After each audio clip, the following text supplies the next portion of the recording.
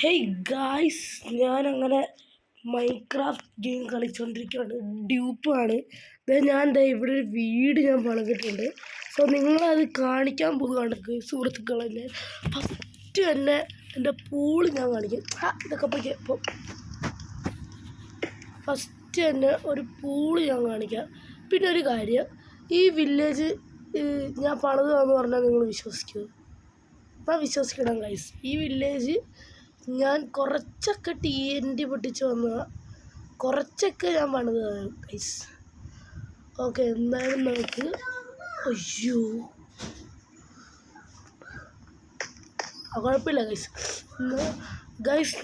ഇനി ഞാൻ എൻ്റെ സ്വിമ്മിംഗ് പൂൾ കാണിച്ചത്. ഓക്കെ, നമ്മൾ ചാടി. എനിക്ക് ഇത്ര നീളം വേണമെന്നില്ല, പക്ഷെ ആഴം നല്ലോണം വേണമെന്നുണ്ട്. അതുകൊണ്ടാണ് ഞാൻ ഇങ്ങനെ ബിൽഡ് ചെയ്തത്. ഓക്കെ, സോ പിന്നെ ഞാൻ കയറി ചെല്ലുമ്പോൾ തന്നെ ഒരു ടീപ്പോ, പിന്നെ കഴിയുന്ന പോലെ ഒരു സോഫ. പിന്നെ ഇങ്ങോട്ട് വരുമ്പോഴത്തേക്കും പറക്കാം കഴിച്ച് നമുക്ക്.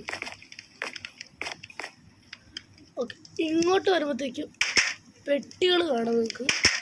പിന്നെ ഇവിടെ കിച്ചൺ, അടുപ്പ്, കൊട്ട, വാഷ് ബേസ് അങ്ങനെയൊക്കെ ഞാൻ ഉണ്ടാക്കി വെച്ചിട്ടുണ്ട്. പിന്നെ ഇവിടെ ഒരു പ്ലാന്റും കൊടുത്തിട്ടുണ്ട്. ഓക്കെ, ഇനി നിങ്ങൾ കാണാൻ പോകുന്നത് എൻ്റെ ബെഡ്റൂമാണ്. ഇതാണ് എൻ്റെ ബെഡ്റൂം. എൻ്റെ ബെഡ്റൂമല്ലേ, ഒരു ഡിസൈൻ, ഒരു ലാവയൊക്കെ കൊടുത്തിട്ടുണ്ട്.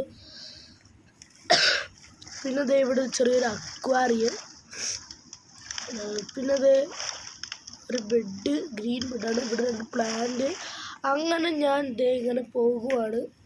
സോ ഇവിടെയാണ് എൻ്റെ സ്റ്റുഡിയോ എന്ന് പറയുന്നത്. കമ്പ്യൂട്ടർ പോലെയൊക്കെ ഇല്ലേ? ഓക്കെ, ഇവിടെയാണ് ഡൈനിങ് ഹാളെന്ന് പറയുന്നത്. നല്ല ഭംഗിയുണ്ടല്ലോ കാണാൻ. ഇവിടെ വാഷ് ബേസ് ഞാൻ കൊടുത്തിട്ടുണ്ട്.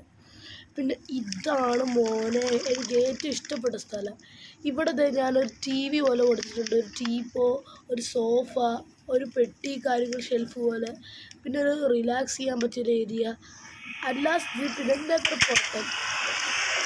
പിന്നെ മേളിലേക്കൊരു വഴിയുണ്ട് സുഹൃത്തുക്കളെ, ഞാൻ കാണിച്ചു തരാം.